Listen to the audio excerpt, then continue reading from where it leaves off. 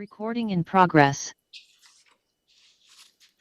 Okay, good afternoon. Welcome to the Thurston County Board of County Commissioners meeting for this Tuesday, April 21st, 2026.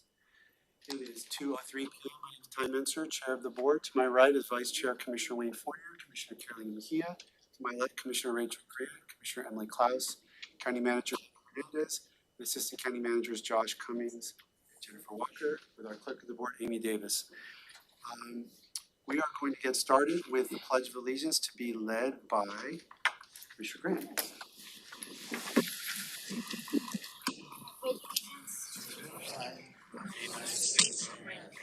Thanks to the Republic for which it stands, one nation, under God, indivisible, with liberty and justice for all. We'd also like to start today with a land acknowledgement. We would like to acknowledge and thank the indigenous Salish peoples whose elders and ancestors have lived on and stewarded the lands and waterways of this county with great care, and who continue as sovereign nations today, specifically the Squaxin, Nisqually, and Chehalis people. Truth and acknowledgement are critical to building mutual respect and connection across all barriers of heritage and difference. The purpose of this acknowledgement is to disrupt ongoing erasure of injustices done and to remember history as a stepping stone towards healing. Commit to working together to honor our past and build our future with truth. Thanks, sir. Next up, we have approval of agenda, and there's a proposed motion to make a couple of changes consistent with our discussion this morning. I move to approve the agenda with the following amendment. Move consent item 7, contract with City of Olympia for operations of Quinn Street Village, to department items, and to postpone consent item 12, contract with the City of Tenino for law enforcement services for revisions to the contract to be considered by the city. Okay, we have a motion and a second, and this is a motion to amend the agenda in the way described by Commissioner Fournier. Is there discussion on that motion? Call for the vote. All in favor say aye. Aye. Aye. Now is there a motion to approve the amended agenda? I move to approve the agenda as amended. Motion and second to approve the agenda as amended. Any discussion on the motion? Call for the vote. All in favor say aye. Aye. Aye. The motion carries. All right, next up is presentations, and we have a special one this meeting for National Counties Month. And the Board of County Commissioners is proclaiming the month of April 2026 as National Counties Month in Thurston County. And I believe I turn things over to the County Manager for next steps. Yep, thank you so much. First of all, just welcome everybody. We're so glad to have so many partners here. We have a quick presentation we'll go through. This board, elected officials, and county employees are committed to serving Thurston County's more than 300,000 residents each and every day. As the 6th largest county in Washington State and one of the fastest growing, our residents get to enjoy Mount Rainier, the state capital, rich and productive farmland, and parks and forests that stretch from mountains to sea in their own backyards. Just yesterday, Director Arai and Assistant County Manager and I were out riding side-by-sides through a farm about 400 acres. Almost 3.5 million tourists visit Thurston County each year. We have the highest population of middle-class households among the U.S. metropolitan areas, and veterans making up almost 13% of our community. National Counties Month is an opportunity to highlight some of the key services that Thurston County provides to our community, including elections, courts, parks, and trails, road maintenance, and emergency services. We're also committed to protecting our shared waterways, sustainable growth, public health, and infrastructure and public safety. At Thurston County, we're building partnerships that build communities. This board and elected officials and staff across the county have built a network of partners locally, at the state legislature, and with our U.S. government representatives, partnering with state and federal officials to bring home federal funding for special infrastructure projects and programs.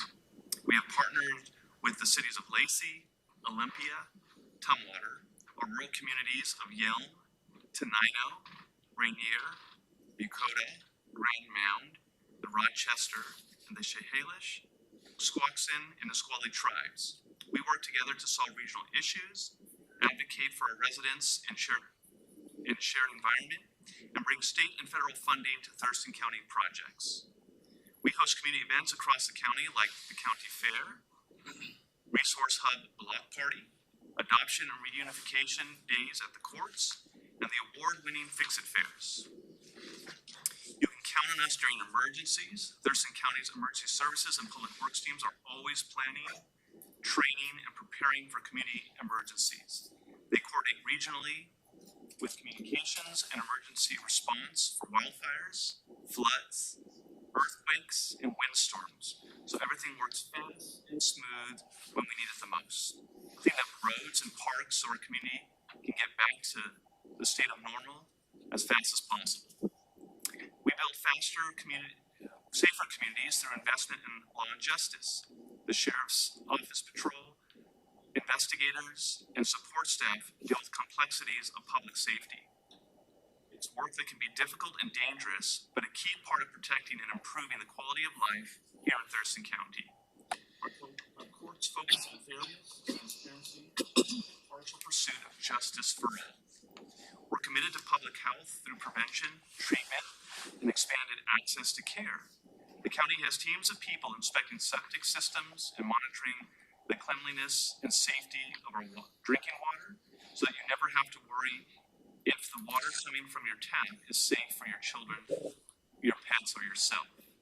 We provide training, permitting, and inspections to ensure your favorite dishes are safely stored, prepared, and served at local restaurants, food trucks, and events. We're one of the few local governments that permit food stands so residents can start their business on a budget safely and with the proper training. One more way that we balance health, safety, and economic development for all. We're taming toxic blooms for cleaner water. The county's ponds and lakes are great for spending a day in the sun, but they also contribute to water filtration. We work to keep vegetation cut back, tackle noxious weeds, and reduce the chemicals flowing into our waterways so that they're safe for pets, children, fishing, and fun, and frogs. We're focused on fair and transparent elections. Thurston County takes it seriously, and we're partnering with our community members to oversee every vote with a new ballot processing center. Our award-winning voting and elections teams are smart, hardworking, and well-prepared. They've been planning and budgeting and thinking about every aspect of the voting experience, including the safety, security, and the integrity of ballot counting. We build and maintain the roads and bridges that take you across this beautiful county. Counties maintain 44% of public roads and 38% of bridges across the U.S. Thurston County is responsible for 1,000 miles of paved roadway, 150 bridges, 100 miles of sidewalk, 17,000 traffic lights, and connections for more than 310,000 residents to jobs, services, and other opportunities inside the county. We're managing 8 parks and over 47 miles of trails. From the edge of South Puget Sound under the canopy of old-growth forests to across the acres of open prairie, we're working to provide a rich and accessible network of outdoor spaces. Our parks and trails serve both recreation and conservation needs for our growing community. And to say the least, the county does quite a bit of work, and we are very, very proud of all of our employees, elected offices, and all the staff that make it happen. Now it's my pleasure to welcome and to introduce Derek Young from the Washington State Association of Counties to say a few words. Thank you for being here, Derek.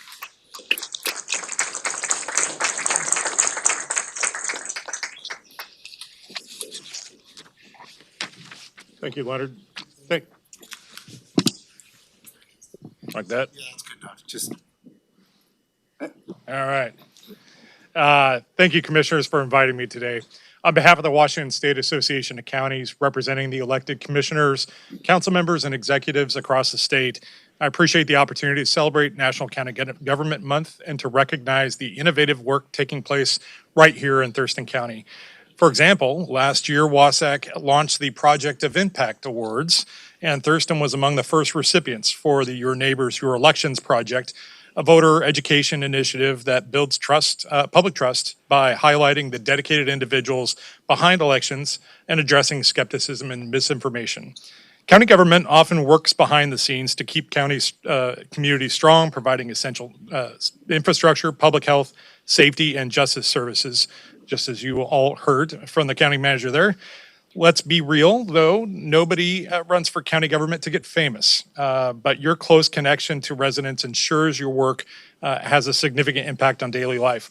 At Wasac, we believe in strong counties, that strong counties build a strong Washington. Your leadership in Thurston County demonstrates how addressing challenges directly can create better futures for all residents. Wasac is also undergoing some changes organizationally to better support the needs of our members and their staffs. We're launching Wasac Services to help reduce costs and are excited to provide health and voluntary benefits and fleet and equipment services. That last part you may not have heard yet. A couple of you have gotten a sneak preview, but you'll be hearing more about that here soon. Our goal is not only to use our collective buying power to deliver more value to your residents, but also to use that income to further our service expansion. Wasac will also be launching this year a new foundation in partnership with the University of Washington Evans School to provide additional education and workforce development opportunities. This proclamation recognizes the important work of your county staff, and we're looking forward to serving them better in the years to come. And it also informs the public about the essential services your team provides every day. Thank you for your steady leadership, partnership with Wasac, and dedication to Thurston County. I look forward to continuing our collaboration towards our shared goals for a thriving, resilient community. Congratulations, and thank you for allowing me to be here, to be a part of this moment. And I will just note, this is the second time I've gotten to come and address you all here. Not once has my own county, Pierce County, just to the north, and your South Sound cousin, invited me for theirs. So what I'm saying here is, maybe I need to move from Tacoma. I don't know. Thank you.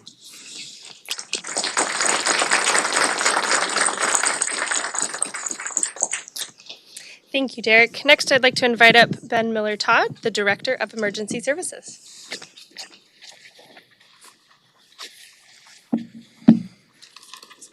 Perfect. Thank you very much. Good afternoon, Commissioners. My name is Ben Miller-Todd, and as the Director of Emergency Services, I get the privilege of representing the hundreds of volunteers and career professionals striving to keep our communities safe and resilient. We live in a corner of the world that is, quite frankly, showing off. Between the shadow of Mount Rainier and the reach of the Puget Sound, Thurston County is a place of incredible beauty.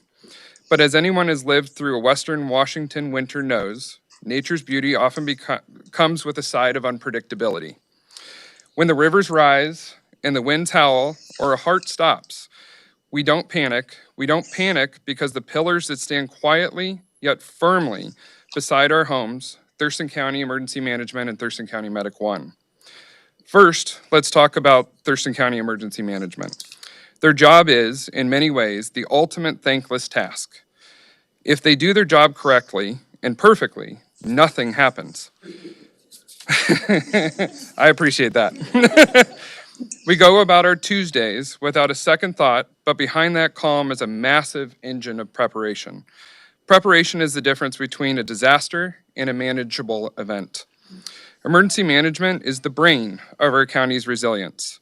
They are the ones monitoring and preparing the weather impacts, coordinating and issuing alerts and warning, training community members and volunteers in CERT, and efficiently and effectively managing recovery and financial impacts.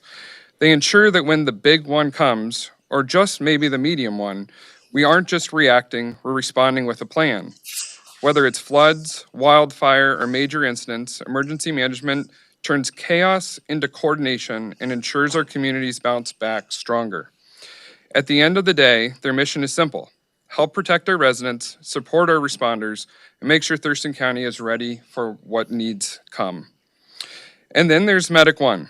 In a world of pre-hospital care, Thurston County Medic 1 isn't just a service, it's the gold standard.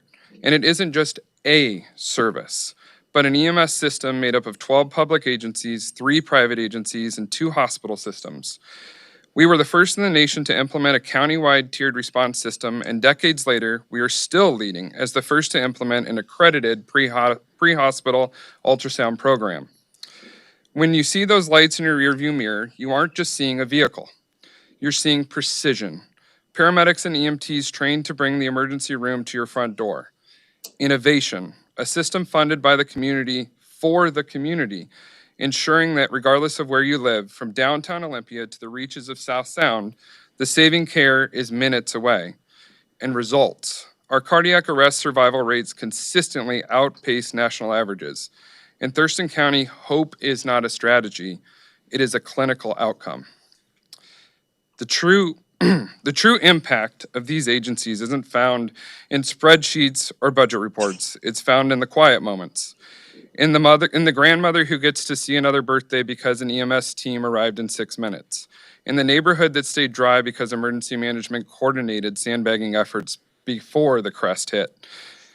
It's the community investments in preparation, training, and recovery that make Thurston County resilient. To the volunteer and career professionals serving our communities in coordination with emergency management and Medic One, you are the shield and the lifeline. You represent the best of us, the idea that we are responsible for one another. To the community, let us never take this for granted. We are safer, stronger, and more resilient because these volunteers and career professionals show up every day to do the hard work so that we can enjoy the beautiful life that we built here. Thank you for your service, and thank you all for supporting these vital lifelines.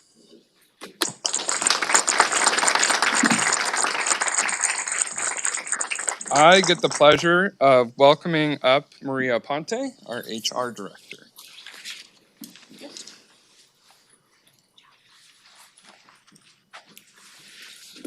Good afternoon, commissioners, and the audience here. I'm really excited to see this presence to show appreciation for our valued employees. My name is Maria Ponte, HR Director.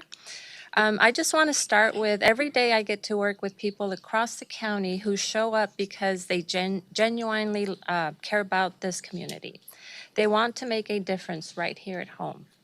And when you come to the county to vote, to sit on a jury, or get a license or permit, you're being helped by your neighbors, people who understand this community because they're a part of it, and who are doing their best to make government easier to navigate.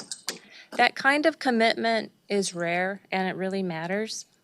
These days, when the average employee changes jobs every 3 to 5 years, this level of service is like running a marathon. For some, it adds up to more than 10,000 days of dedicated service to the people of Thurston County through recessions, pandemics, earthquakes, and floods. We appreciate their dedication. As we head into Public Service Recognition Week, which starts the week of May 4th, we're celebrating 171 employees hitting major milestones, some reaching 30, 35, and even one an incredible 40 years of service. Each year represents a choice to serve, to care, and to make a difference in the lives of others. We are proud to serve Thurston County. As both a leader and an employee, I can tell you that although we're celebrating milestones of service today, the spirit behind that service is here every single day. We value our roles serving the public in Thurston County. Thank you for allowing us to be a part of your story. We look forward to many more chapters together. Thank you.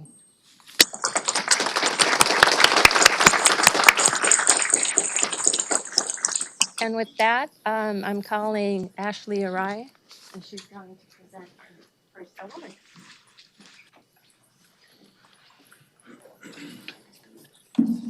Hello. Ashley Rye, Community Planning and Economic Development Director, and I feel so honored to be the first one up here because I can't think of a better person and employee that represents everything that's already been said. And it is really important to pause and celebrate people that have dedicated so much of their time to this great place. So this is for you, Delisha. We are proud to recognize you for an incredible 30 years of dedicated service to our county. Delisha joined Thurston County in 1995 as a temporary employee, and we impressed her enough that she accepted her first permanent role in March of 1996 as an office assistant in development services.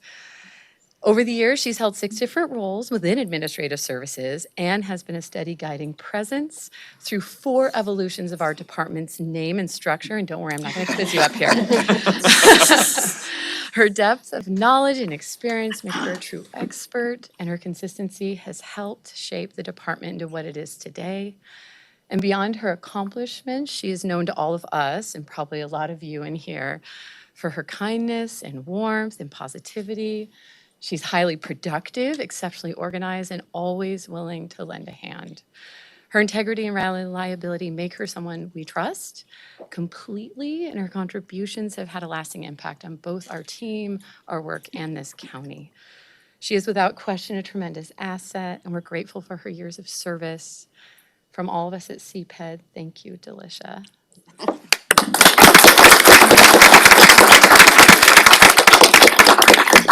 Whoa! I was told this is heavy. This is really heavy. I get to present an award. Don't drop it. We don't want to call Medic 1 for any broken toes. And then here's an award. Cool. And now I get to invite our County Sheriff Derek Sanders up here for the next award. Thank you. Thank you.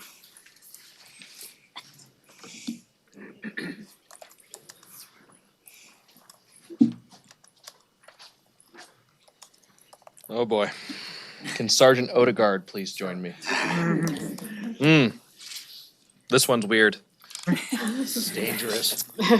Well, we're here to celebrate Sergeant Odegaard's 30th year with the county. And, well, he was my first sergeant, 22-year-old Deputy Sanders.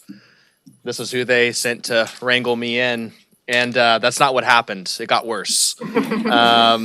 It's the only person who's nearly tased me in the field. Very close, very close. We have been in some very sticky situations together. But, you know, Odegaard around the agency is kind of known as the old guard, right? He's been around for a little while. He's got a lot of knowledge up here. And, you know, for new employees coming in, you kind of get the story about, you know, Odegaard, he's going to ride you hard. He's gonna ride you hard. But what you come to find out after, well, for me, it was a couple months, is that it's really coming from a place of love for his employees, for his staff. Sergeant Odegaard is someone who he's going to make sure you're doing the right thing. But if you've done the right thing for the right reason at the right time, there is nowhere that he will not go for you to ensure that you are covered and that you're taken care of and that you're treated correctly. And, you know, I really want to thank you for 30 years of service to Thurston County. I've only been here for 10. So I'm only a third of your career. You talk about all the sheriffs you've worked for throughout your career, but it's pretty obvious how big of an impact you've had on the sheriff's office and all the people that you have coached up and led. And I mean, a lot of people that worked under you are now in command positions and are doing other things in their career. And I know that that's something that you take very highly. And that you've done a good job of kind of preparing the next generation for law enforcement. He's also in charge of our CSU unit, our volunteers, which is now 16 strong, might be the biggest that we've ever had. So also in line with our volunteers. Sergeant Odegaard has really taken a hold of that entire unit and just completely promoted it and allowed it to grow. They assist with all of our handicap parking checks, house checks, parades, traffic control. So I am just greatly appreciative of all your contributions to the sheriff's office. Thank you.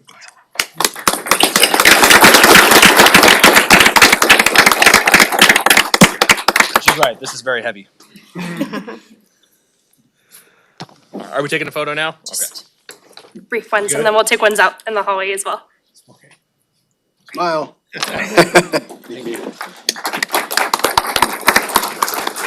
And next up, Director of Public Health and Social Services, Jennifer Fryett. Thank you. I'd like to call up Al Kyocho, who is our 35-year county employee. And as Al walks up, Al began his career with Thurston County Public Health and Social Services on January 17, 1991, although his initial role with the county was as an intern in the summer of 1988. Wow. He spent his summer exposed to programs in the section of what was then called resource protection. We may have to go back to that. Working alongside sanitarians and water quality for lakes monitoring and shoreline studies, as we are still doing today. He had exposure to many of our other environmental health programs, and the experience of seeing public health professionals who were both passionate and serious about protecting the environment impressed him enough for him to come back to Thurston County in an official capacity. He was hired on as a temporary position as an Environmental Health Specialist 1 in 1990 with the on-site program, then hired on full-time in 1991 in the Food and Schools program where he exists today. That year, he also passed the Registered Sanitarian exam and was subsequently promoted to Environmental Health Specialist 2 in 1995. Over the years, Al has remained steadfast in his mission, providing both educational outreach and regulatory guidance with integrity and consistency. His work has helped shape safer environments across our community, often balancing enforcement with a genuine desire to inform and support those he has served. So Al has been comic relief in our department as well and always serves as the historian. So we thank you very much for your 35 years.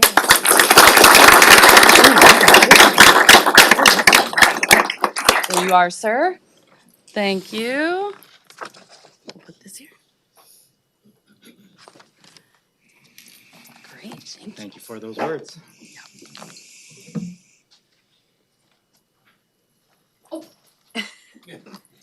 And next up is Christy Peters.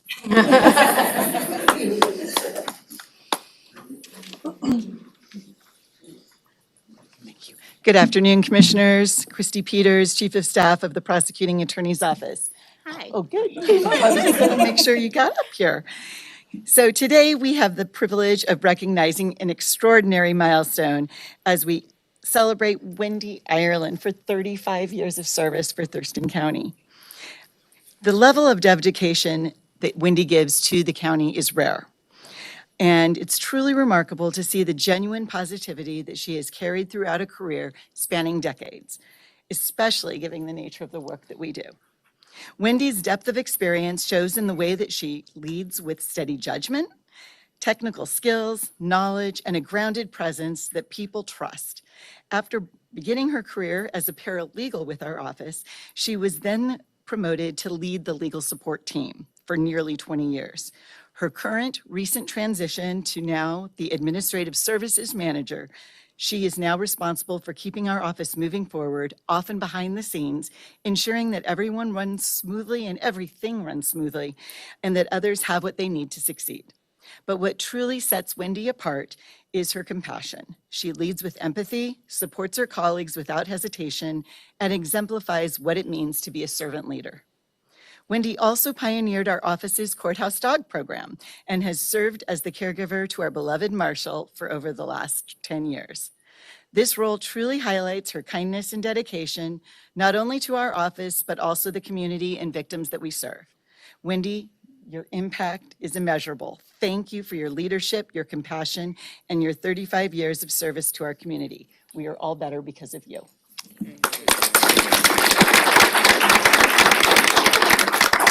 Okay, this is really heavy. You can hold that.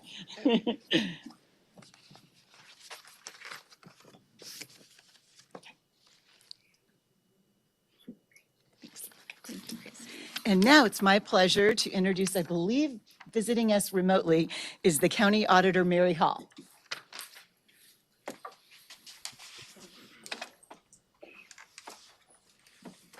Well, good afternoon. So it is my honor to talk about two auditor employees today. First, I'd like to talk about Mary Kinsey, who works in our licensing and recording department. She is a licensing recording specialist 3. Mary has been with the county for 30 years. She actually came to the auditor's office from Central Services, and I'm very, very grateful that she decided to make that switch. She is truly amazing in that she helps anybody who asks for help. She's the kind of person who provides exceptional customer service skills, and it takes a lot for a customer to actually reach out and say what a wonderful job somebody did helping them one day. And I can't tell you how many of those calls and letters and emails we get from the public. She's always willing to help staff whenever they have questions, especially new staff. And what many of you may or may not know, she is also the local president of ASME Local 618. She does a phenomenal job of balancing her work representing all of you who are represented by the union and balancing her work in the auditor's office. And I think she does a fantastic job at both.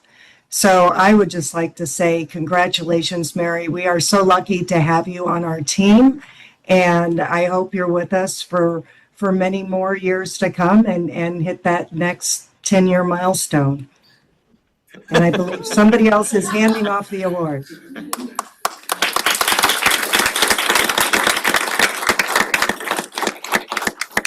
All right. Congratulations, Mary.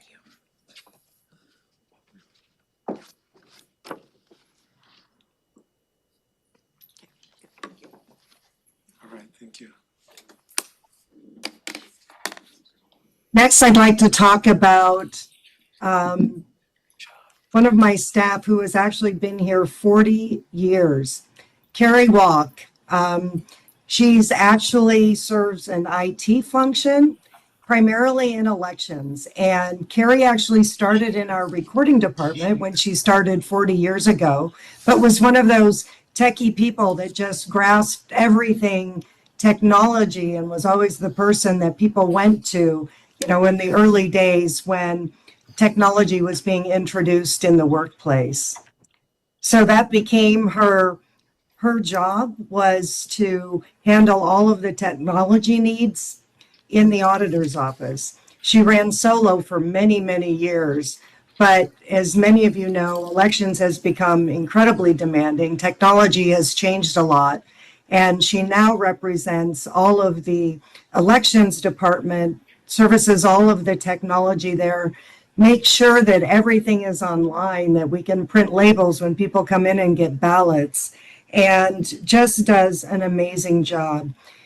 I think one notable accomplishment is during the pandemic, when we were forced to close our office during a presidential primary and had a state primary election and a presidential election in front of us. And there was no way that we could do it at the county courthouse, which was up on the hill at the time. And we looked around, and the best place we could find was South Puget Sound Community College. But the security that you are required to put in place to run in elections is Herculean. It is huge. And we had to have technology between multiple buildings on campus.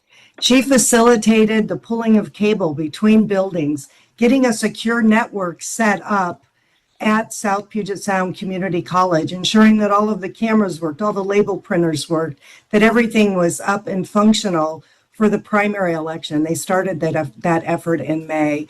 And that alone is just an amazing feat. And I will always remember her my entire life for making that happen and the number of hours she put into that. And then next we moved into our ballot processing center, which has been recently totally remodeled, starting from scratch there, also working with IT to make sure everything was cabled correctly and everything was up and functional by our deadline. And in elections, we have hard deadlines. So Carrie, we are so lucky to have you. You are always available. This poor woman, it's very difficult to take vacations when you're, you know, the excellence of one. Fortunately, she does have a backup now, a little bit, but boy, 40 years, you have contributed so much to democracy, to the auditor's office. And I just thank you from the bottom of my heart. And,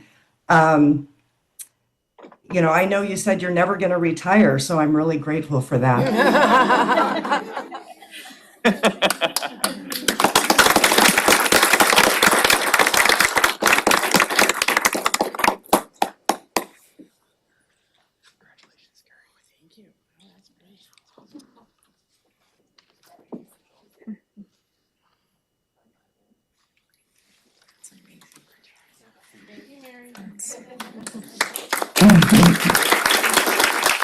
You're awesome. I have awesome staff everywhere. I just want to say that. The entire auditors team. Wonderful. Thank you so much. I appreciate everyone coming today and all of the incredible staff that have been shared today. And I will hand it back over to you, Chair, to read the proclamation, and then we can recess for a bit, take some photos outside, and a little bit of hors d'oeuvres. Okay, very good, Mr. Vice Chair. This is a proclamation of Thurston County for National County Government Month, whereas in the United States, 3,143 counties are serving more than 341 million Americans, provide essential services to create healthy, safe, and vibrant communities, and whereas county government plays a vital role in the daily lives of Thurston County residents by providing essential services that promote life, public safety, health, justice, infrastructure, environmental protection, and quality of life. And whereas Thurston County government serves as a direct and responsive level of government, working in partnership with cities, tribes, special districts, state agencies, and community organizations to meet the diverse needs of its residents. And whereas County Government Month provides an opportunity to increase public understanding of county government functions, recognize the contributions of public servants, and encourage civic engagement and transparency. And whereas each year since 1991, the National Association of Counties has encouraged counties across the country to elevate awareness of county responsibilities, programs, and services. And whereas Thurston County has been serving residents since 1852, now therefore be it resolved, the Board of County Commissioners of Thurston County hereby proclaims April 2026 as National County Government Month and encourages all residents, county officials, employees, and school residents to participate in their county government, adopted this 21st day of April 2026 by the Board of County Commissioners.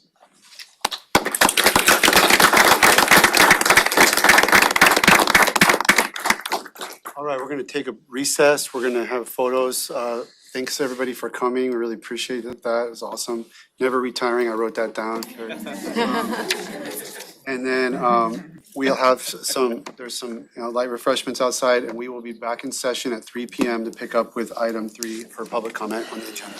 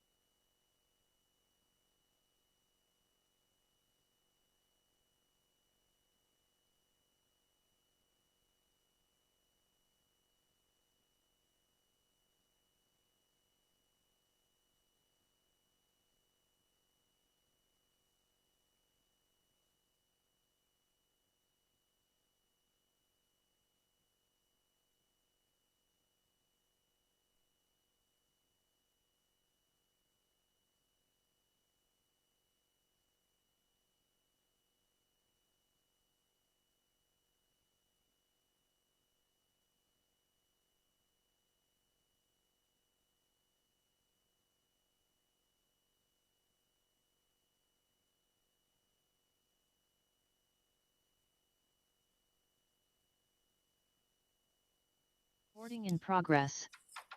Okay, it's 3 p.m. We are back to our business agenda. The first item up, the next item up is public comment related to agenda items. I'm going to read through the guidelines. Board of County Commissioners welcomes comment from the public. There are guidelines governing such comments to ensure they are appropriate. When called, introduce yourself and the area of the county in which you reside. State the agenda item you are speaking to. Address the board, not audience or staff. Silence your cell phones. The board does not directly respond to public comment, but the county manager may follow up with specific items on an as-needed basis. Speakers will have 3 minutes to address the board. Meeting attendees cannot donate their speaking time to other speakers. Be respectful. Board reserves the right to restrict a person's opportunity to address the meeting for good cause. No comments that are lewd, offensive, inflammatory, hateful, defamatory, or discriminatory in nature. No outbursts of any kind. No comments that are commercial in nature, such as promotion of a for-profit business. Withhold remarks about pending land use permits or similar matters that could eventually come before the board on appeal. No electioneering comments, and all written materials provided to the county may be considered a public record and subject to public release upon request pursuant to the Public Records Act, Chapter 4256 of RCW. Thank you for your cooperation. Mr. Pettit, you're up first.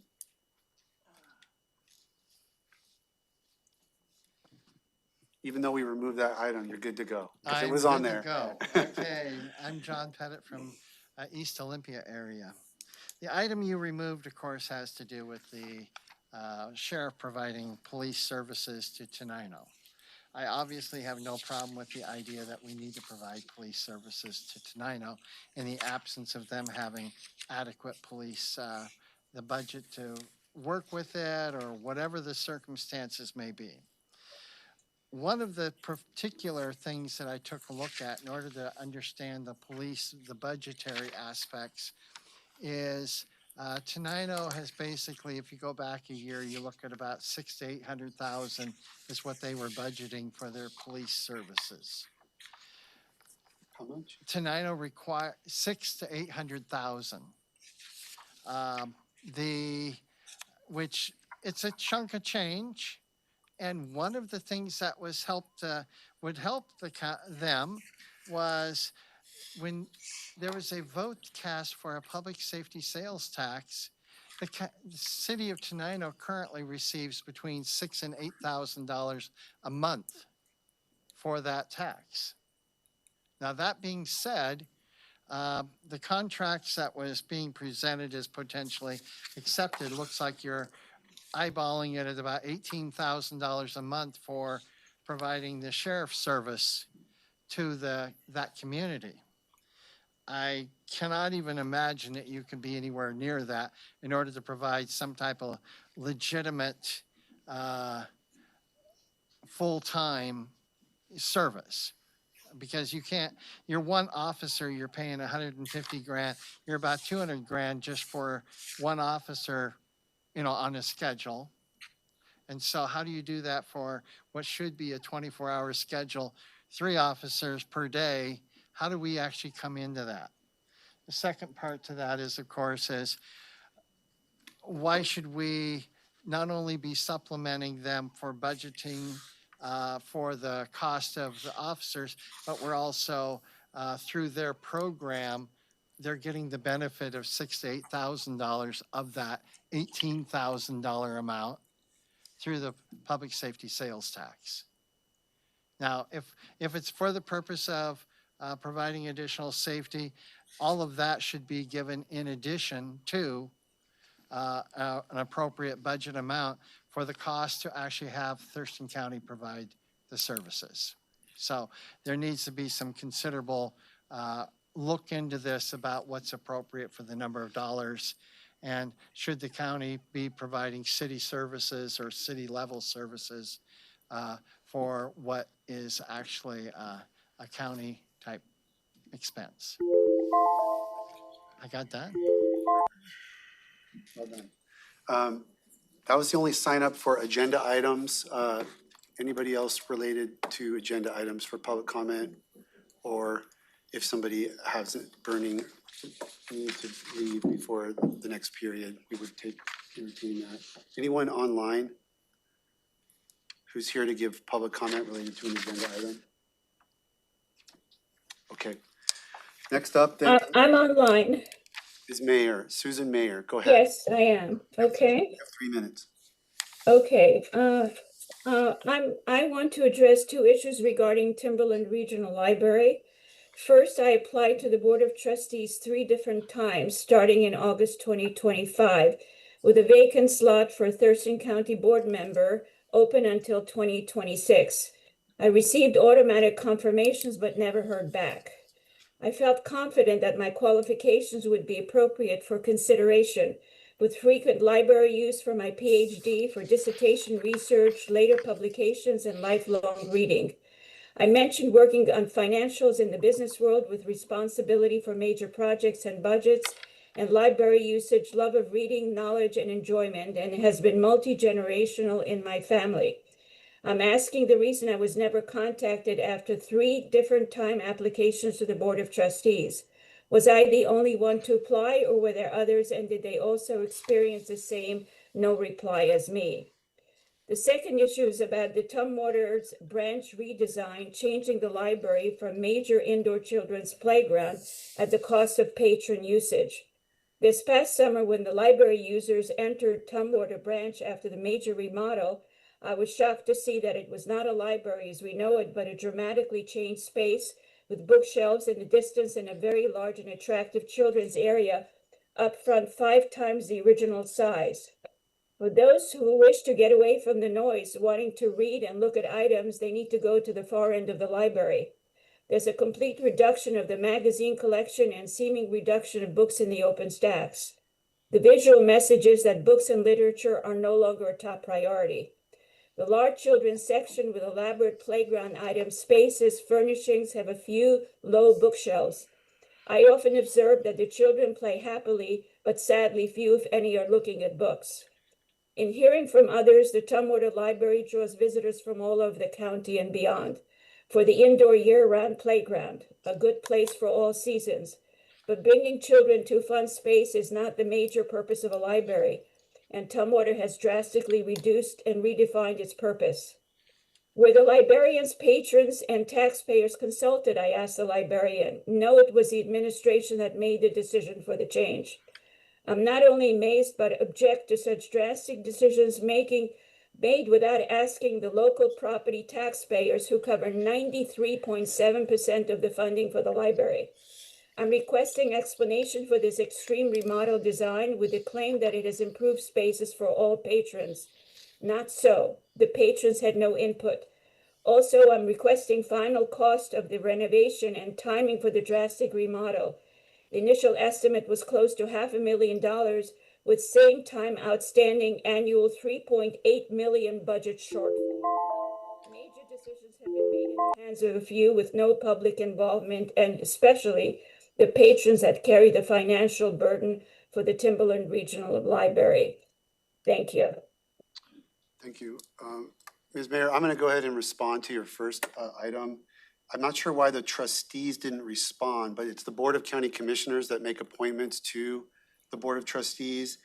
And we have made an appointment. We had a slew of applicants. We interviewed 9 of them. We selected, and we're waiting for the other counties to affirm our selection. And there's been some wrinkles there, but we're still hopeful to have the selection that we made affirmed by all the counties. So that's the situation with that. But thank you for your public comment.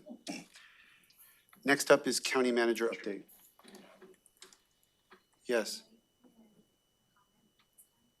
If it's related to an agenda item or you can't stay for the later period, then go ahead, yes.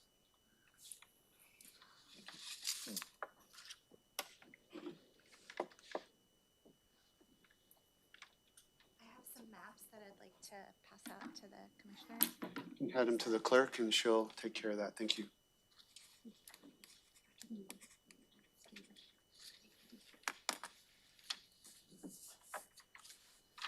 Good afternoon, commissioners. My name is Beth Provo, and I live on the west side of Olympia. I live in Thurston County and 1305 Kaiser Road.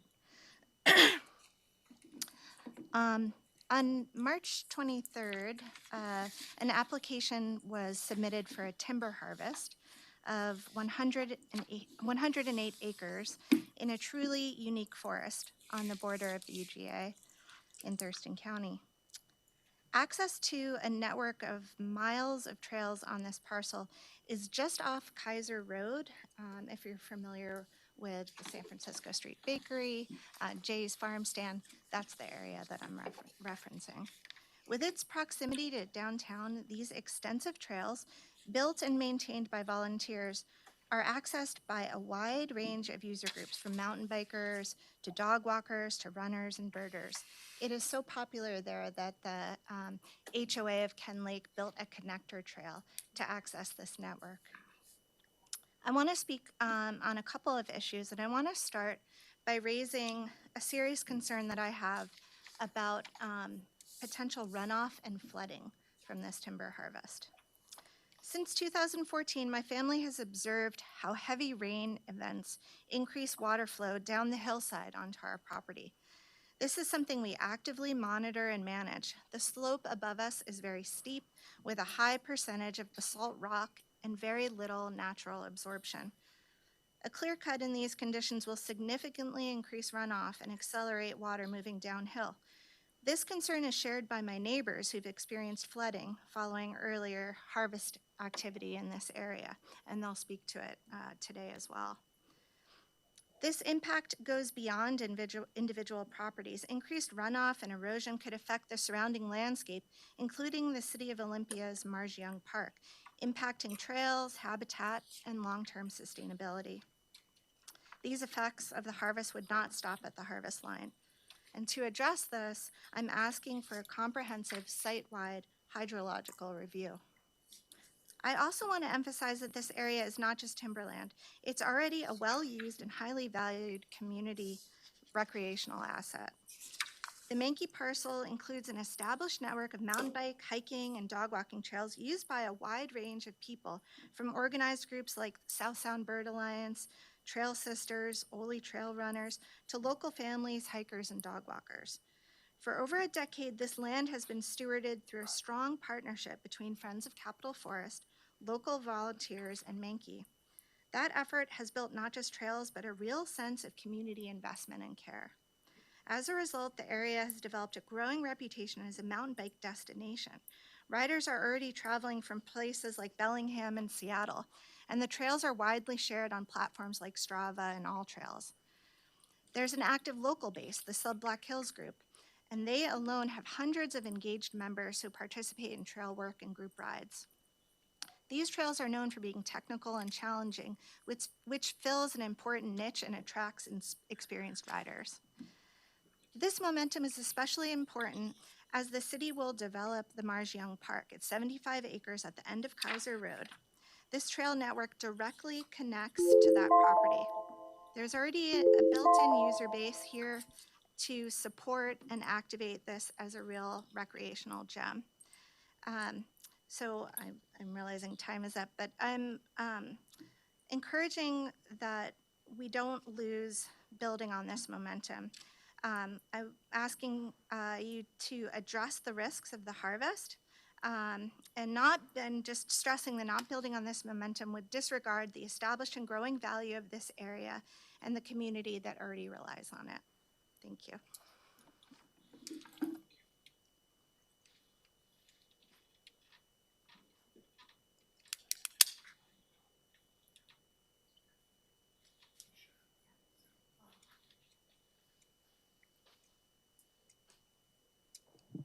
Hello, I am Jim Albright. I'm also here to speak on the same issue. I am the head coach of a youth mountain biking league, and we utilize this Mankey property and the network of trails a lot. Both in the fall and the spring, we have two different leagues seasons, and we have kids from 5th grade through 12th grade, and we're out there riding all the time. We feel very grateful that Mankey has allowed us as a community to use their property and for people to build trails. It's really a hidden gem that a lot of people don't realize is there. It lies between Delphi Road, the Mottman Road, and it borders 101. Ken Lake kind of goes into it. You can access it through the back of Ken Lake. It's quite a trail system, and I think it's important for the county to just to realize what a hidden gem it is and how, I don't know what kind of a relationship could be built with Mankey so that we could keep this in the community. But a lot of people don't even realize it's there. And we have about 30 to 50 kids on our team. And it's just incredible for us to be able to utilize that property. It's really convenient because on Wednesdays, the kids have early release from school. And so we can get in there, and with the short daylight hours in the winter, we're able to get in there and have our practices. So I just hope you guys can maybe reach out to Mankey and create some kind of a partnership with them maybe, so that we can keep utilizing this property. Thank you. Chair, can I ask some clarifying questions, please, just to understand? So this parcel is not owned by DNR, it is owned by a private Correct. company, Mankey. And we also received some written public comment, and there is a DNR, are they applying for a permit tomorrow? Is that the situation? Come on. Beth, I'm so sorry. Yeah, if you Come to the microphone to help.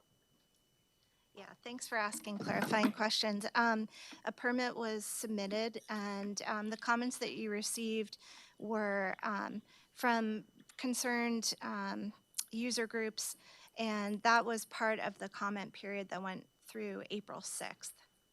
And so now DNR is making their final decisions about the application that Mankey submitted for the timber harvest.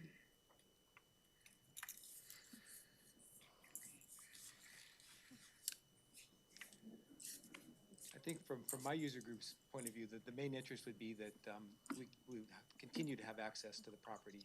You know, not to make Mankey mad and, you know, have us kick us out of there, but or that Thurston County could somehow create some kind of a partnership with them. And that's something that has been expressed by the property owner as well. The idea of building a coalition of local government to be able to preserve this as the recreational gem that it is. It's a pretty steep area. It's been deemed not really buildable for. It's not like you could put a housing development in there because it's pretty rugged. I don't know if you're familiar with that area, but go down Kaiser Road, up over the bridge over at 101. You know, that road's a dead end. There's an orange gate to the right. Go in there, go walk in there sometime. It's amazing. Thank you. Thank you. Thank you. Hi. Hi, my name's Mike Lathrop, and I've lived on the Kaiser Road my entire life. My mother and father moved to the dead end of the Kaiser Road when I was 6 months old. My dad put down $50 in a shotgun and got him in the house of the old pig farmer. Kaiser Road then was just two ditches, two ruts down the road. That hill, our hill, has evolved over the years. I've lived long enough to see the runoff when we have those so-called 100-year storms that they talk about, or the 500-year storms. People don't believe it, but I actually rowed a boat from the Kaiser Road to Ken Lake. It does happen. I've seen those roads wash out. Before Ken Lake was built, that area used to continually flood. Once it was developed, and the houses on would be the west side of Ken Lake, were built all through the gravel strata that was the downflow of the hill. And I have seen those houses all flooded. My family has a plumbing business. The family plumbing business is still there. We've been under every one of those houses over the years, and Ken Lake has had lots of issues with the water runoff. I've seen the Kaiser Road washed out completely from previous storms. That hill is 2,000 feet of basalt rock. On that hill are 9 dry drilled wells. Every well driller in the world promises he's going to find water there. So the water is there's so little surface water, surface dirt to absorb the water, it hits the rock and flows out. So those of us who live there, who have successful wells, are shallow dug wells. Shallow meaning less than 30 feet. I hand dug most of them on the Kaiser Road as a youth. They could lower me down the bucket. Those wells are all working. So when that mountain gets logged off again, and this is second growth, it's already been done once, so we're hundreds of years later and it's being proposed to be logged again. There's going to be a serious problem of the runoff.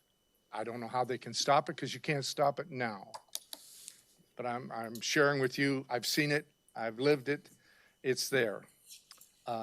In full disclosure, I happen to like the Mankeys. I've worked for them. My family has worked for them. As a contractor, I've bought many a beam and timber from their place to build homes all around Thurston County. So I'm very familiar with the Mankeys. They have an excellent reputation.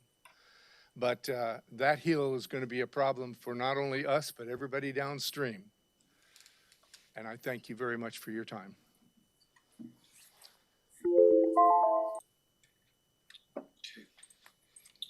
We're moving on to county manager's update. Thank you, Chair. Nothing else to report. Consent agenda items 1 through 15. Is there a motion to approve? Move to approve the consent agenda. Second. Motion and second to approve consent items 1 through 15. Non-debatable motion. I'll call for the vote. All in favor say aye. Aye. Motion carries. That brings us to department item 6, Auditor's Office, Office of the Secretary of State, Elections Information Security Grant. Well, good afternoon. We spoke about this morning. This is the 4th year in a row that the Secretary of State's office has offered us $80,000 to use any way we see fit for security around elections. And this is a grant that's given out to all 39 counties. So my ask of you today is to approve this grant so that we can have that added to our budget authority. Any questions for the auditor? Is there a motion?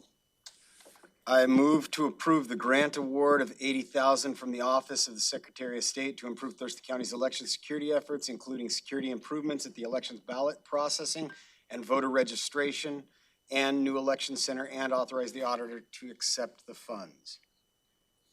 Second. Motion and second to approve the grant award from the Office of Secretary of State. Discussion on the motion. Commissioner Klaus. Thank you, Chair. So we had this item, we discussed this item this morning. I appreciate the board for, and the auditor for moving this to the department list so we can have a bit more conversation about it. This morning I indicated that I would not be in support of the motion, but I want to make it clear for the record that my decision is not because I'm debating whether or not election security is important. It absolutely is important.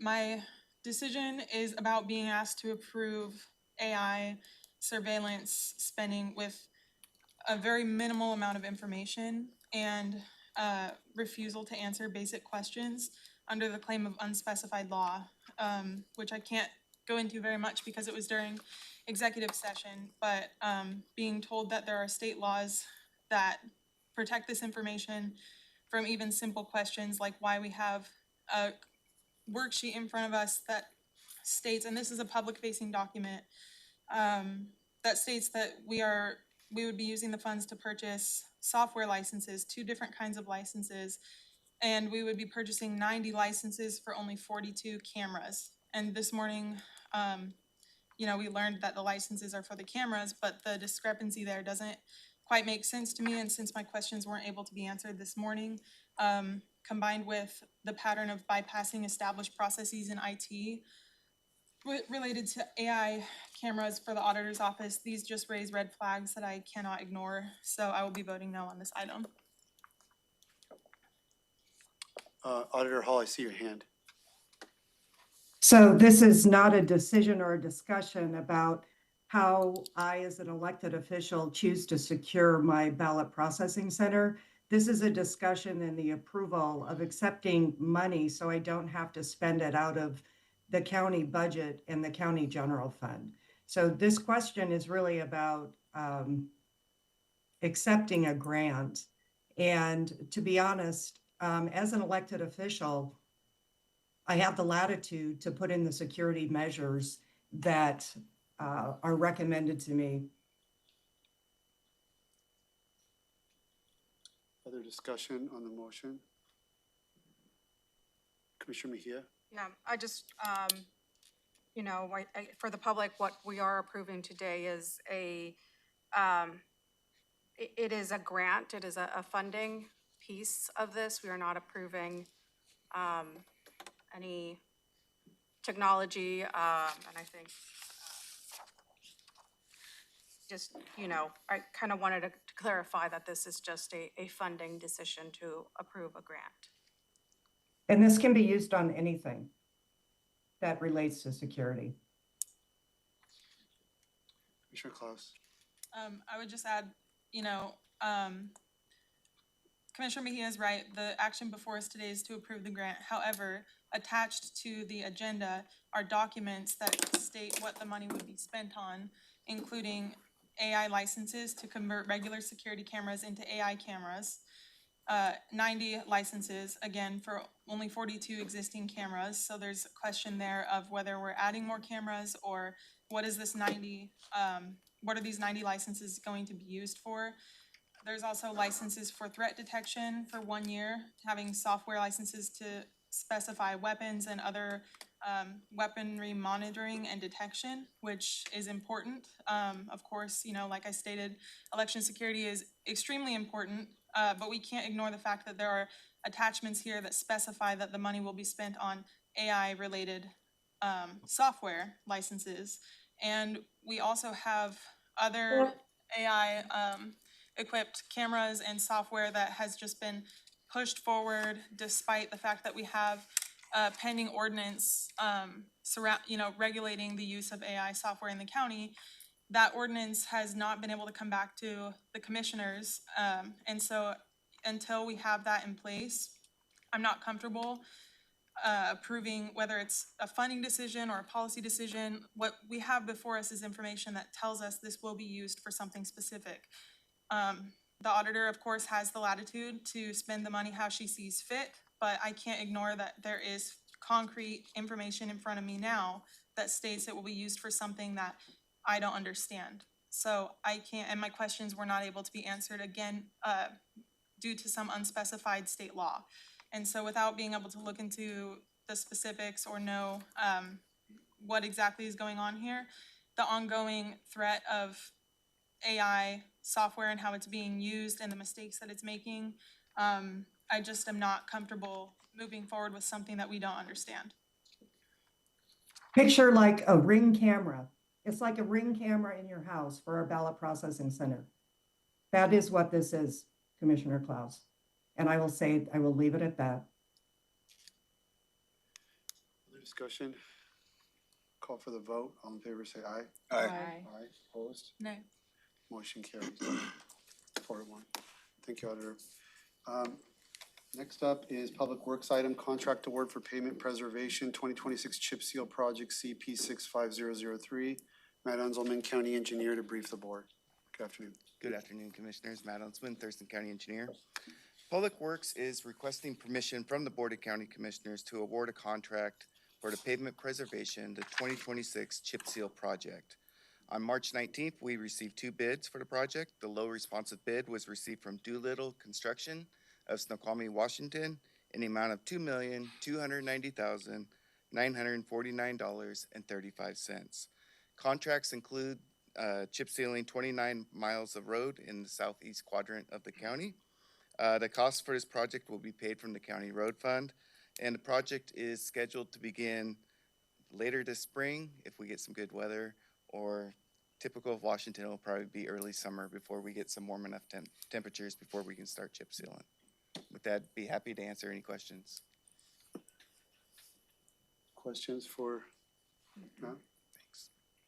Okay. Move to award the contract for pavement preservation 2026 chip seal project CP 65003 to Doolittle Construction LLC of Snoqualmie, Washington, in the amount of $2,290,949.35 for a Schedule A and Schedule B of the bid, and to authorize the Director of Public Works to execute the contract and any change orders for this project due to unforeseen conditions only, not for changes in scope, up to 9.1% of the contract, $208,476.39, or an aggregate of $2,499,426.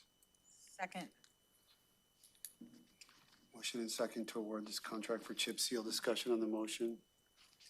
Call for the vote. All in favor, say aye. Aye. Motion carries. Thank you, Commissioners. Thank you.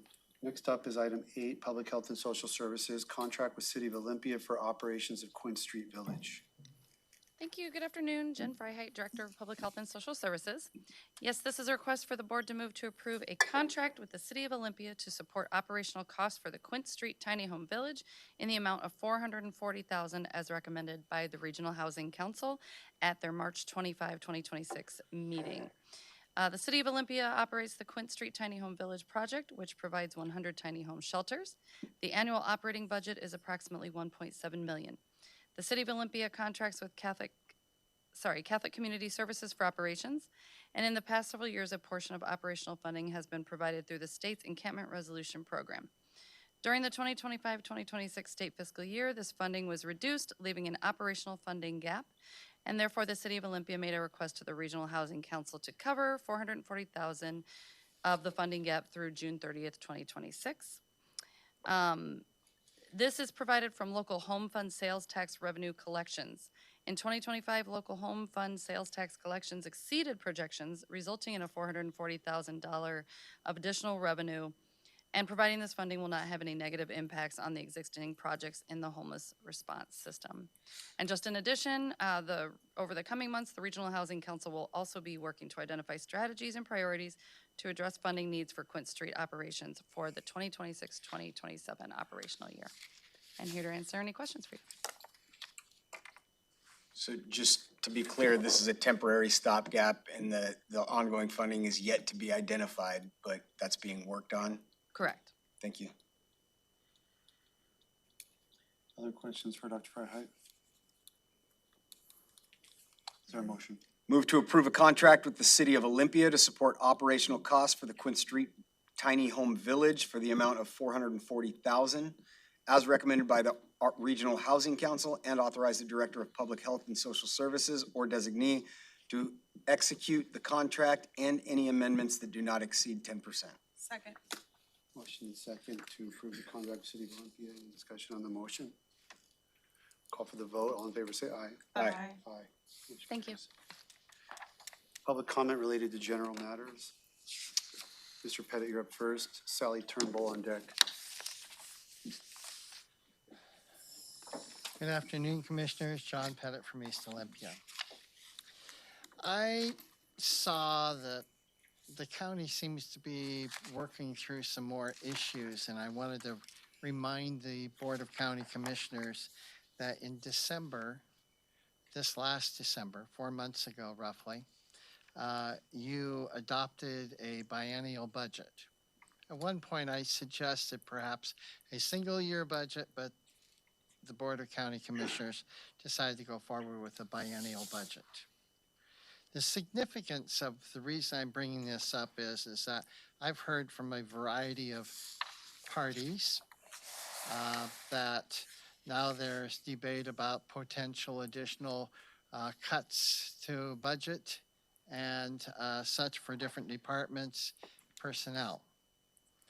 I need to make on the record here that officially under RCW 36.40-100, which I had them make a copy for each of you, the budget has been set. For the next 2 years, there's no reduction in any of the budgets by state law. You can add money to it through finding extra available state or federal funds or unanticipated other revenues, but there is no provision for reducing funds. It's causing a lot of distress on county staff to be under the assumption that their jobs are subject to being removed and everything. It's irresponsible. to continue to discuss the idea of adjusting the budgets downwards or reducing elements when the budget has been passed. And since I have a little time here, I'll read some of this. It's not a very long RCW. The estimates of expenditures itemized and classified as recovered in RCW 3640 and as finally fixed and adopted, you remember you did that in December, in detail by the Board of County shall constitute appropriations for the county for the ensuing fiscal year. And every county official be limited in the way of making expenditures or incurring liabilities in the amount of the detailed budget appropriations, provided that upon resolution, formal adoption by the board, a regular special meeting, and entered upon the minutes, transfer or revisions within departments or supplemental appropriations to the budget from unanticipated federal or state funds may be made. Provide further that the board shall publish notice of the time of the additional meeting. You're going to have amendments. That's understood. It's expected. But under no circumstance are you to be removing any additional amount of money, and it is absolutely irresponsible and inappropriate for anyone to suggest that you're going to reduce their budgets and cause harm to the wonderful employees of Thurston County. Thank you. Sally Turnbull with Melanie Rabalia on deck.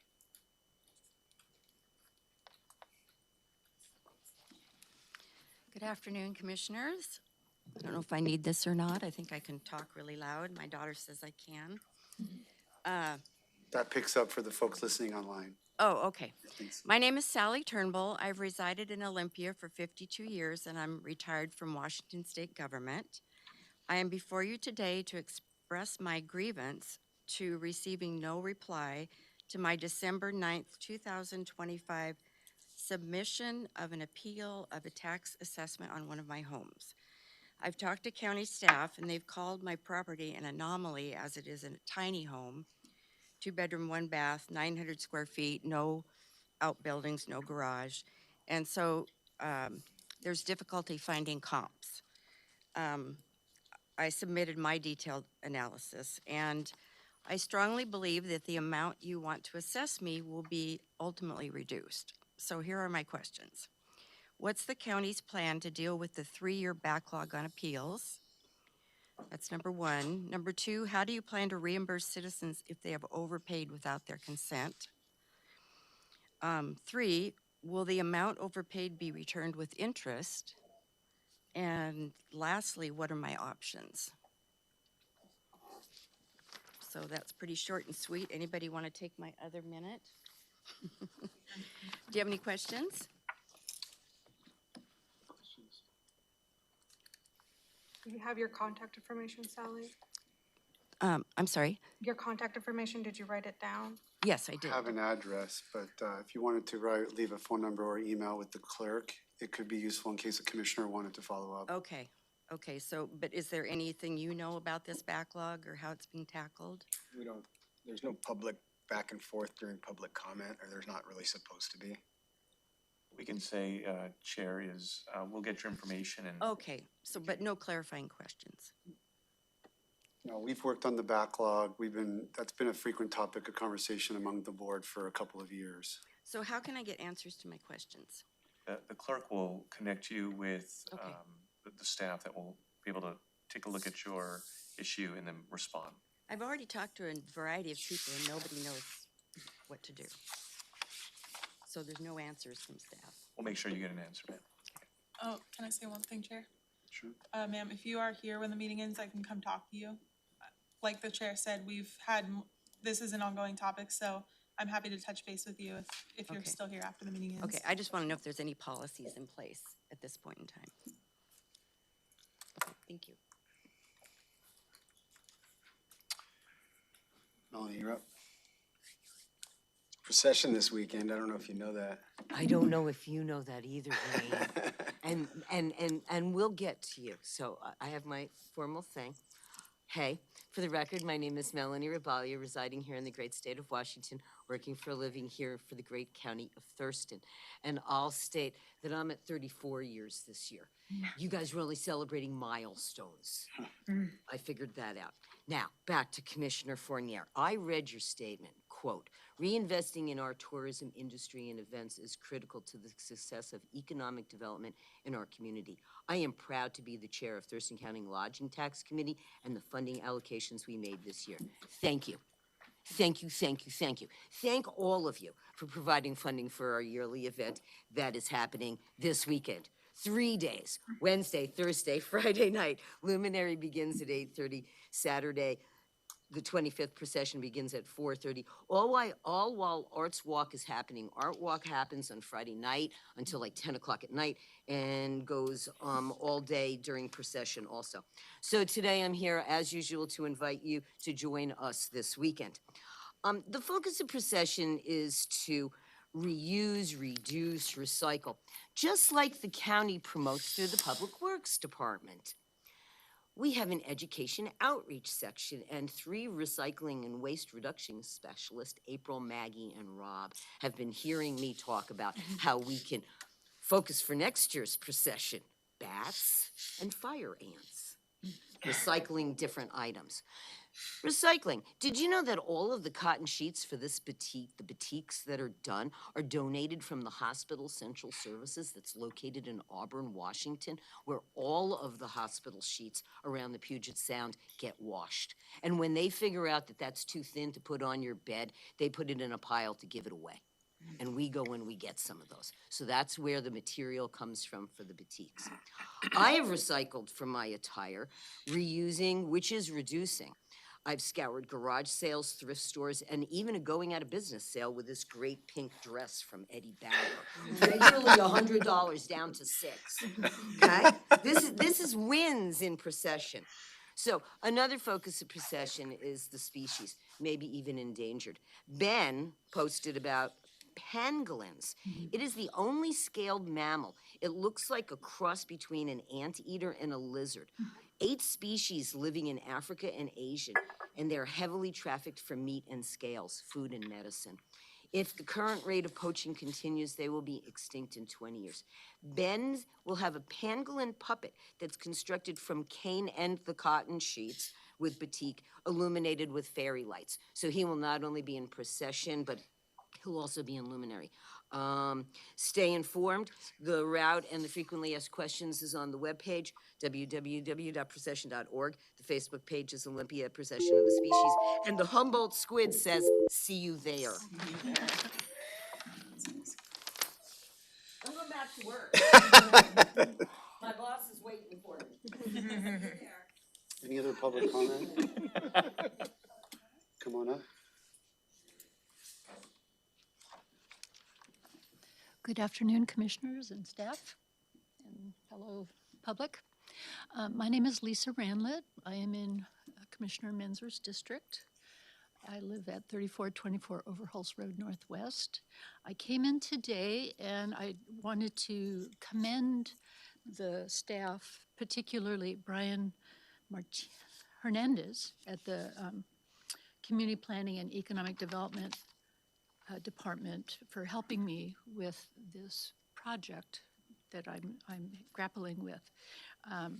My neighbor has been clearing and grading their property without a clearing and grading permit. And they have also cleared and graded part of my property. We're talking, she has 2 acres and I have 2 acres. And they have substantially come onto my property, a good 100 by at least 50 feet. And so I've been, first of all, speaking with ORCA, the air pollution control folks, about the burning activity, because not only do they not have a clearing and grading permit from you, they are non-compliant with their burn permit. They've had oversized, like 20 by 25 foot wide, multiple piles of burning material, and they've been leaving them burning for multiple days, unmanaged, no one managing the site. And so I'm just concerned about, I am very sympathetic to the staffing limitations, as we've heard, and we've all experienced one way or the other. But I would very much hope that this situation, that I would be able to get some staff consideration for actually looking at this as an enforcement action, because it's an ongoing situation. And there are, like I said, there are multiple piles of very large material that they intend to burn. And when I spoke with the logger who has basically cleared part of my property, they were not very accountable. They felt that they had every right to do what they're doing out there. So it's affecting people's public health. ORCA, I've spoken with the fire department, and the only other thing that I can think of is how we can, in a unified fashion, take some kind of enforcement action. In the meantime, and I very reluctantly, because it's a major cost, in looking at retaining an attorney. And unfortunately, my neighbor is an attorney, so I don't know what this is about. But I would like some help with this investigation. Thank you. Ma'am, I have a little bit of confusion. Our compliance process runs through CPED, and you said you've spoken with someone at CPED? I said what? You said you'd spoken with somebody, Brian, somebody or other. Brian Hernandez. At CPED? Community Planning, Economic Development? See, yeah. Yeah, I spoke with him about the clearing and grading permit and whether or not my neighbor had a clearing and grading permit. I wanted to verify that they do not. Okay, well, there is a compliance process, and you have to sort of report that something's happening outside of the, permit, and then that's the county process is working through folks. May not be Brian, it might be somebody else, but No, I know. I'm saying a commendation for the help that I got this afternoon. Yeah. I was here a week ago Yes. trying to figure out what the process was for compliance, and I just kind of did a full loop between ORCA, DNR, fire department, to realize that I had to come back to you for the clearing and grading permit, that it isn't the fire department and that it isn't DNR. And then ORCA doesn't do enforcement on their. Chair, I can assist with the constituents' concerns after the meeting.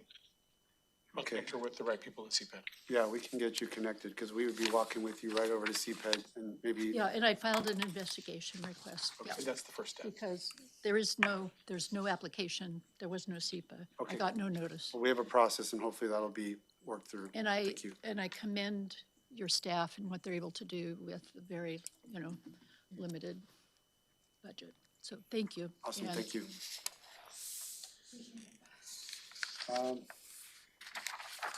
Any other public comment online or in person on general matters? Okay, then we'll go to Commissioner Community Reports. Commissioner Klaus, would you like to start? Yes, thank you, Chair. Okay, so I attended another one of the Thurston Climate Action Team's Climate Catalyst Speaker Series events. We heard from an author, Jenny Morgan, at a workshop at the Soul Cafe downtown. She focused on cancel culture and how it can hinder climate action and how better communication and collaboration can help with solutions. We did some hands-on activities and participants left with some practical ideas that can be applied. That was a pretty good workshop, and I've been excited to continue my involvement with TCAT. I also attended the NACO Justice and Public Safety Steering Committee monthly call. This was a very robust discussion. We heard about county storytelling efforts from the Texas Association of Counties, including campaigns that highlight local services.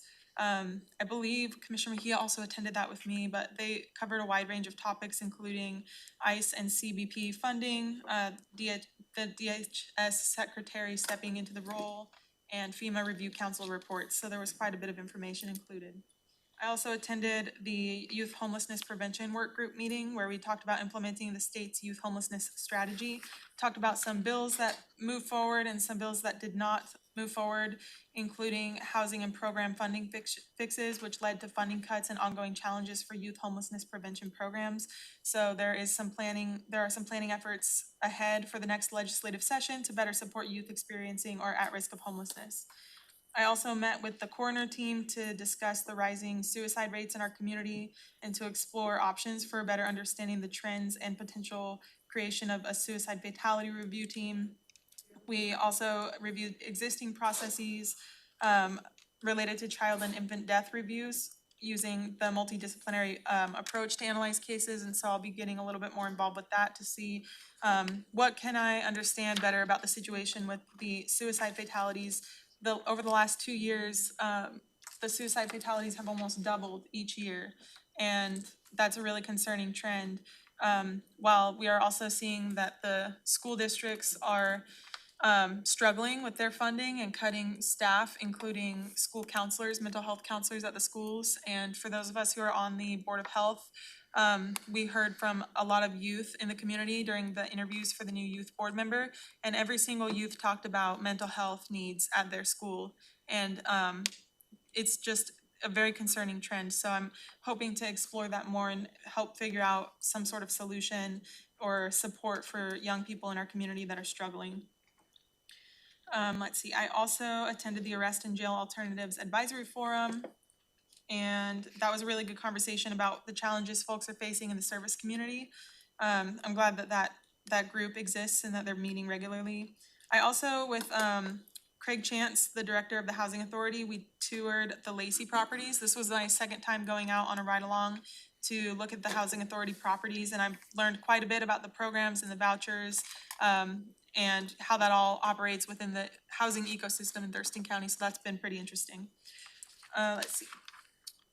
I'm gonna kind of skip over a few since there was a lot going on the last few weeks. I attended the Community Built for Zero meeting where we discussed updates on local homeless services, legislative changes, and concerns about future funding.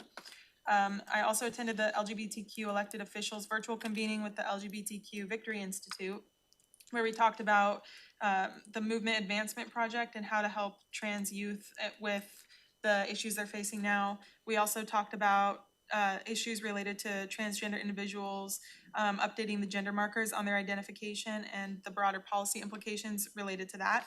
I finally attended my first Fix-It Fair. It was very cool, it was really fun, and I forgot to bring an item to be fixed. So I kind of just floated around and checked out what everyone else was getting fixed and learned a lot about all the awesome things that they do at the Fix-It Fair. I think the next one's coming up in November, so I will try to remember.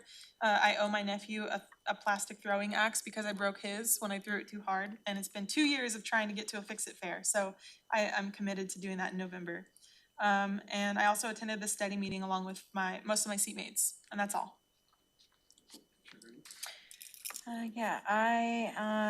Let's see, we had a Thurston County Opioid Abatement Council meeting, had a meeting with Superior Court. Transportation Policy Board has been busy. We had several meetings over the last several weeks to interview community representatives, and we did select a few and put them forward for nomination, and so they'll be coming up this next meeting.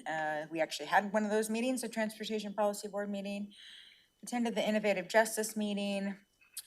My executive aide attended the Nisqually River Council for me in my place last week. I had a Pack Mountain Consortium meeting, and then a bunch of events. I briefly attended the Olympia Farmers Market opening day, the Yelm Rotary meeting, the Phoenix Award Luncheon, a couple different fundraisers this weekend. Truly Motivated Transitional Living out in Yelm had an amazing fundraiser this weekend, and they're doing amazing work in the Yelm community for people in recovery. And then met with several constituents over the last few weeks. I'm keeping it short today. I will announce publicly that I'm going to be taking some bereavement time over the next few weeks. as I lost my father last Thursday. So I am just hoping to get some grace from folks as I cancel some meetings and take some time for my family. And that's my report. My condolences to Commissioner Grant for the loss of her father. You know, we had spring break over the last week, so a lot of my meetings have been kind of internal, learning things from various staff as kind of a lot of other things died down. The big meeting, the biggest kind of one to report on is that, and most of us attended it, the study meeting was held in Bucota on Friday. As always, it's a great meeting. It was really cool to be in the Bucota gym. The city of Bucota's cleared it out and they're doing a lot of rehab on it. They've actually got a lot of money coming in from various grant sources to do a considerable amount of rehab. It's a historic old gym that's neat to be in. I hadn't been in it and seen it cleared out since I was a kid, so it was fun to find a basketball at the end and play basketball with Commissioner Mejia and I think George Sharp was playing basketball with us too. So it was really neat to see, and it'll be great to see what they do as they move forward. And then had a meeting with Bucota mayor and staff afterwards to talk about some of their goals ongoing. So that was time well spent in Bucota. Thank you. Also, sending condolences, Commissioner Grant, through this very difficult time. For me, the past couple weeks, I attended the Juvenile Rehabilitation Ombuds Community Meeting.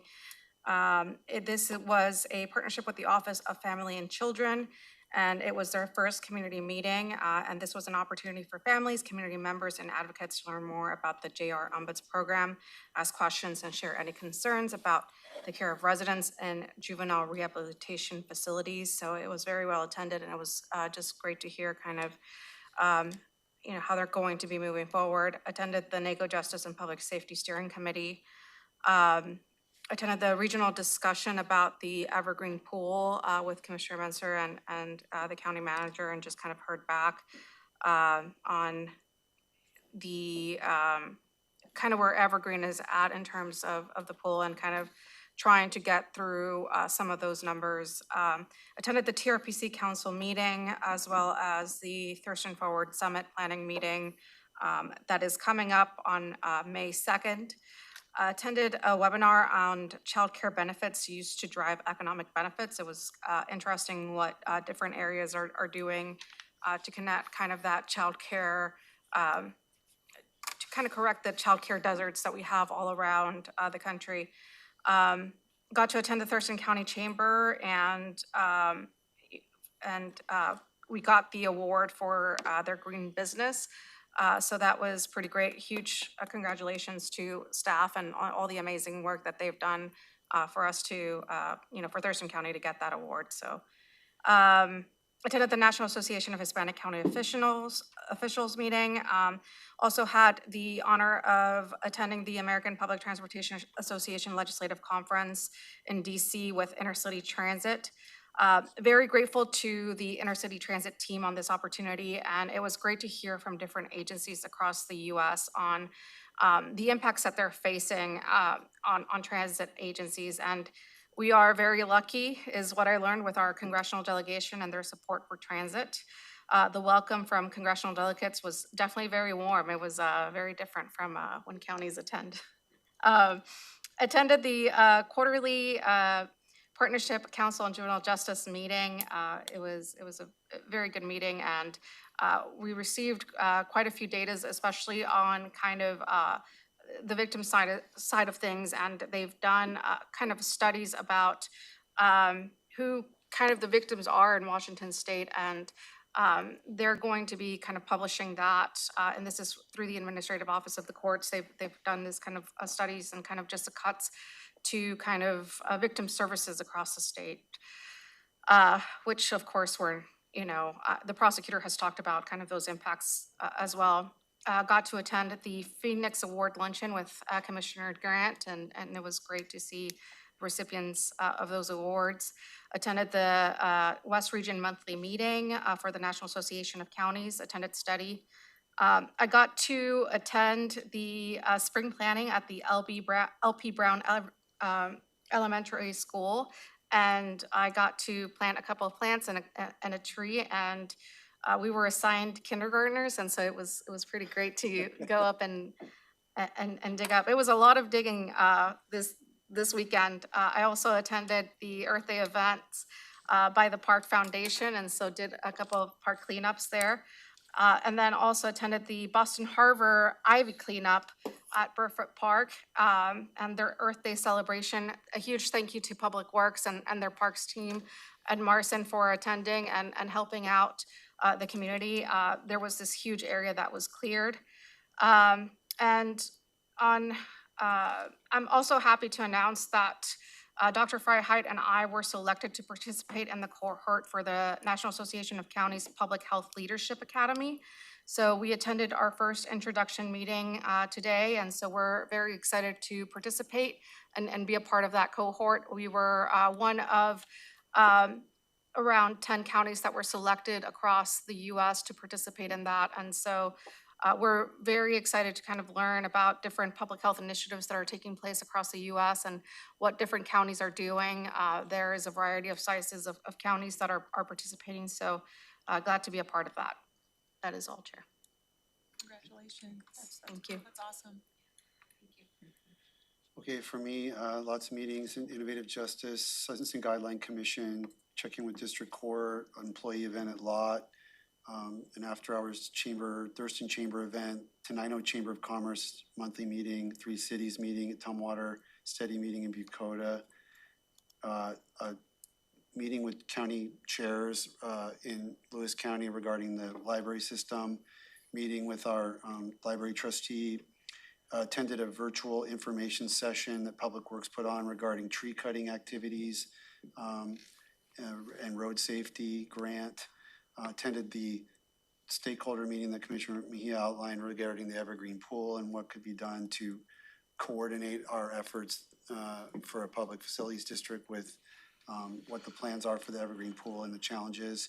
Attended the Readers or Leaders Breakfast for the South Sound Reading Foundation. Attended a multi-care ribbon cutting event for their new breast center on the west side of Olympia in my district, and the Monarch Family Justice Center, exactly what that's called, breakfast event last week, I believe that was. And that was it. So, anything else? It's 4:02. We have reached the end of our agenda and we're adjourned.